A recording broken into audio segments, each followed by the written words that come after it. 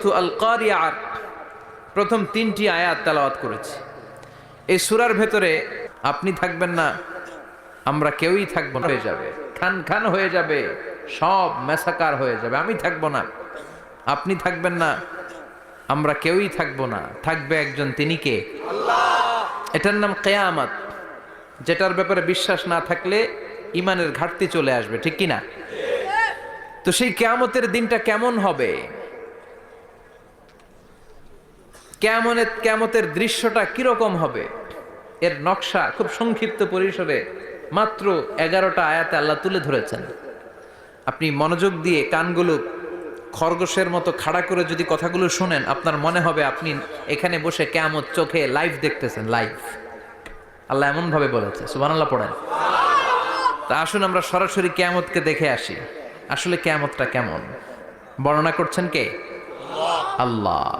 সূরার নাম হচ্ছে সূরাতুল কারিয়া। কি নাম? আওয়াজ করে উত্তর দিতে হবে। সূরার নাম আল কারিয়া। চিৎকার মেরে বলেন, সূরার নাম কি? আল কারিয়া। এটা মাক্কি সূরা। কি সূরা? বিশ্বনবীর জীবনের 2টা পর্ব, একটা মাক্কি পর্ব আর একটা মাদানী পর্ব। এটা মাদানী পর্বে নাজিল হয়নি, এটা নাজিল হয়েছে মাক্কি পর্বে। এই সূরার আয়াত সংখ্যা 11। এটা কোরআনের 101 নম্বর সূরা। এটা আল কোরআন আল কারীমের 30তম পারায় অবস্থিত একটা সূরা। আমাদের অনেকেরই মাশাআল্লাহ মুখস্থ আছে, আছে না? ইমাম সাহেব নামাজে প্রায় পড়ে, অনেকেরই মুখস্থ। শুনতে শুনতে কবে যে মুখস্থ হয়েছে আমাদের নিজেরাও জানি না। সুবহানাল্লাহ পড়েন। কোরআনের ভেতরে খালি বরকত, এটার সাথে লাগলেই বরকত, মসজিদে গেলেই বরকত। মনের অজান্তে আমরা এই সূরাকে মুখস্থ করে ফেলেছি। কিন্তু এই সূরার ভেতরে যে আল্লাহ কোরআনের কিয়ামতের এত চমৎকার নকশা এঁকেছেন, এত প্রামাণ্য বর্ণনা দিয়েছেন, এটা আমরা অনেকে জানিই না। আসুন আমরা এই সূরার আলোকে দেখার চেষ্টা করি যে কিয়ামতটা কিরকম হবে। আল্লাহ একটা শব্দকে এই সূরার শুরুতে 3 বার উল্লেখ করে আমাদের দৃষ্টি আকর্ষণ করেছেন। আল্লাহ tried to draw our attention by mentioning 3 times a word, and that is al-Qari'ah. al-Qari'ah শব্দটাকে তিনি 3 বার উল্লেখ করে আমাদের দৃষ্টি আকর্ষণ করেছেন। একটা শব্দ 3 বার বললে মানুষের দৃষ্টি আকর্ষিত হয় না? যেহেতু এটা আরব দেশে নাজিল হয়েছে, আবার মক্কায়, মক্কার লোকেরা আরবি বুঝে, তাদেরকে প্রথম বলা হলো আল-কারিয়া। তারা ফিরে তাকালো, কি আল-কারিয়া? আবার বলা হলো মাল-কারিয়া। কি মাল-কারিয়া? আবার বলা হলো ওয়ামা আদরাকা মাল-কারিয়া। আবার তারা ফিরে তাকালো। দৃষ্টি আকর্ষণের জন্য আল্লাহ তাআলা 3 বার এই শব্দটা বলেছেন। এজন্য এই শব্দের একটা সিগনিফিকেন্স, একটা গুরুত্ব, অর্থবহ একটা মানদণ্ড আছে না নাই? আল কারিয়া শব্দের অর্থ হচ্ছে বিকট আওয়াজ। আল কারিয়া মানে কি? কথা বলেন, আরো জোরে বলেন। বিকট আওয়াজ।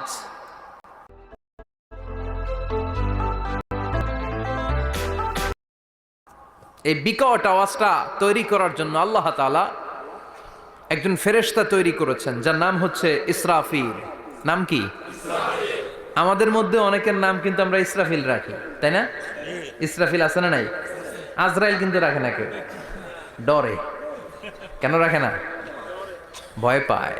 কিন্তু ইসরাফিল আছে, আমার পরিচিত অনেকে আছে ইসরাফিল। তো এই ফেরেশতার পা হচ্ছে জমিনেরও নিচে, মাথা হচ্ছে আকাশের উপরে। এই ফেরেশতার কাজ হচ্ছে ওই বিকট শব্দ তৈরি করা। উনি একটা সাইরেনের মধ্যে ফু দিবেন, হুইসেল দিবেন, ট্রাম্পেট।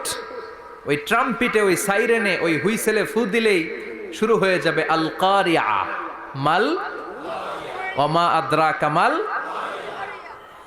এই ফেরেশতার দায়িত্বই হচ্ছে ওই বাঁশির মধ্যে ফু দেয়া। হুইসেল, সাইরেন, ট্রাম্পিট, আরবিতে এটাকে বলা হয় আসুর। ইদা নুফিখা ফিস সূরি নাফখা ওয়াহিদা। যখন তিনি ওই সিংহে একটা ফু দিবেন, সব লন্ডভন্ড হয়ে যাবে, কিচ্ছু খুঁজে পাওয়া যাবে না। আল্লাহ ওনাকে তৈরি করেছেন শুধু এই হুইসেলের মধ্যে, বাঁশির মধ্যে 3টা ফু দেওয়ার জন্য। কয়টা? উনি সৃষ্টির শুরু থেকেই এই বাঁশিটাকে 2 ঠোঁটের মাঝখানে রেখে আল্লাহর আরশের দিকে তাকিয়ে আছে, and just waiting for the green signal. আল্লাহর পক্ষ থেকে সবুজ সংকেতের অপেক্ষায়। যখনই আল্লাহর অর্ডার করবেন তখনই শুরু হয়ে যাবে আল কারিয়া। মাল ওমা আদরা কামাল